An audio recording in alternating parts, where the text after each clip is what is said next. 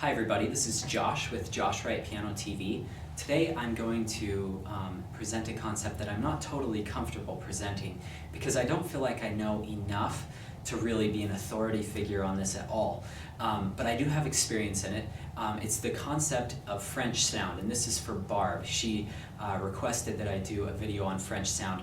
I'm going to divert the concept of French sound because I don't want to make anybody mad and think, oh, this pedagogue taught this. I'm going to talk about colors, which is so evident in French music, especially impressionistic music of Ravel and Debussy, which are some of the most beloved French composers, if not the most, by many people. I know I'm leaving people out there, but those are probably the two most common composers. I'm going to use two pieces that I find particularly colorful. I had a teacher down at Wright University I was doing a lesson with ask me, what are the two most beautiful pieces you've ever heard? Or what's your favorite piece of all time? What's the most beautiful piece of all time? And I thought, oh, I don't know, maybe the Chopin Ballades or something. I really love those. And he said, in my opinion, Audition and Ravel by Ravel, two pieces all about water, evoke more emotion out of the piano, and they evoke more colors and possibilities than you will see in any other piece. And he said, I know that's just my opinion, and he's like, many people don't share that opinion, but I think it raises a good point, and I want to show today some of the colors that you can produce and how to go about doing that. Okay, I'm just going to use the opening of Jadot, which is extremely beautiful. I highly recommend listening to Martha Argerich's recording of this if you guys have not heard it.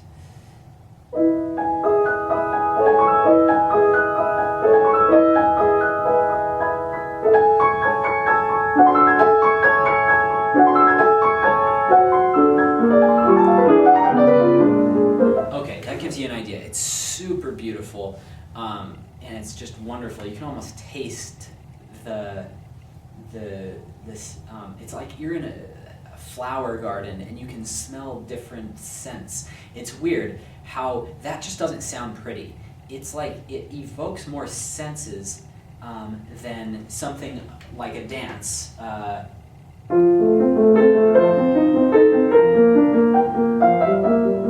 beautiful as that is, I don't feel like it has kind of the aroma or the sensual quality that this does. I was recently at the Chicago Institute of Art, which is an amazing art museum, and they have a great Monet collection. Monet is probably my favorite painter. And it just is so amazing when you see his paintings compared to other people. It has this magical quality, almost mystical, otherworldly. It blends, and it has this special savor to the music. I want to teach you guys how you can go about figuring out how to do this. First of all, I had some lessons with that teacher at Rice, and he had studied French music a lot. He said, perhaps, Josh, you're playing a little too colorfully. French pianists usually like a little brighter sound. So I may be teaching something that isn't technically French sound, but I'm going to teach you guys how to get your hands free. The first thing you want to do is realize that the more you play on the flat part of your finger, the more control you're going to have over the key, but the less agile you will probably be. So if you're playing Flight of the Bumblebee or Winter Wind Etude, I know Winter Wind Etude, I don't want to play flat-fingered because it slows you down. But if I'm playing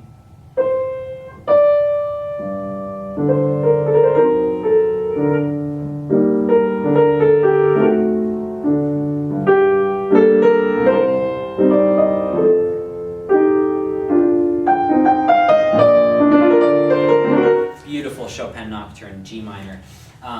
If I'm playing that, I'm going to want to play very flat-fingered because more surface area on the key allows you to have greater control over what the sound does. You can really give a nice, that's not nice necessarily, but that's very bold, or you can get a very velvety touch. What you're in essence doing by stroking the keys and playing flatter is you're controlling the hammer speed. With Steinways especially, this is a Steinway piano, you have the greatest instrument in the world, definitely. I'm so adamant about Steinways. I'm a Steinway artist. I fully believe in them. I believe that you have so much control over how you evoke the emotion.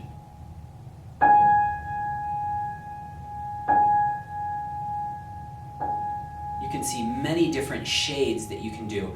And I can't remember who told me this, but there was a great pianist, and they said that this piano maker had come to them, and they said, we want you to play on this piano. And they said, we have found 16 different gradations of sound.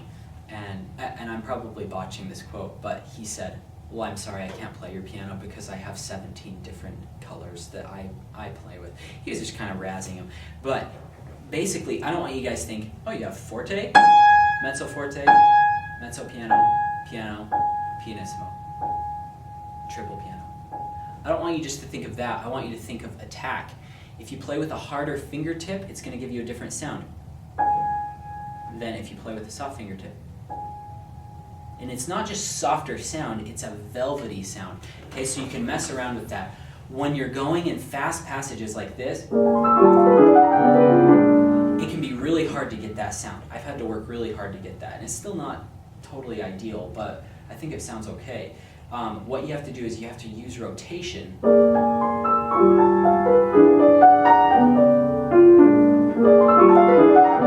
to help you facilitate the soft passage. If you lock your wrist, you're surely going to have different accents. So you want to stay totally fluid.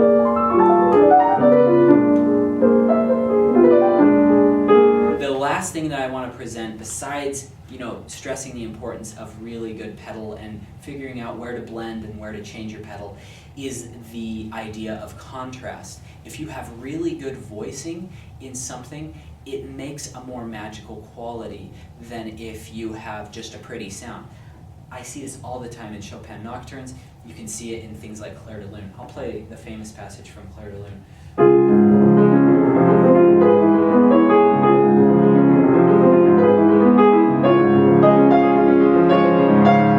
A lot of students bring it to me that way. Is it horrible? Absolutely not. Is it magical? Definitely not.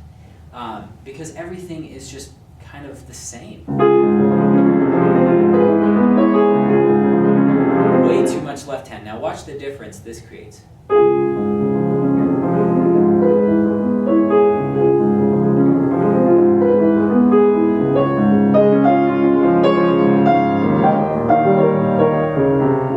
Don't just use those three primary colors of blue, red, and yellow. Mix. Do all sorts of stuff. Blend things. If you want a shade of purple, are you going to go for light purple, medium, dark? Are you going to go for a reddish purple? What color are you going for? Synesthesia is the, I don't know a specific definition, but it's basically when you can see colors. So is this... I don't have synesthesia, but if I was to put a color to that, I would say almost like a clear, or maybe a whitish gold color, or yellow. I wouldn't say that's a black. Would I say that it's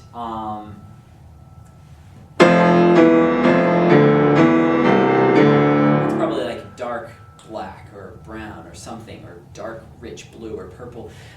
You can experiment with these, but with French sound, always be thinking in terms of color, and in order to facilitate that, use good pedaling, flatter fingers to facilitate a little more control of the key, and start painting with your fingers. Start speaking through your music. Pull the sound out of the piano.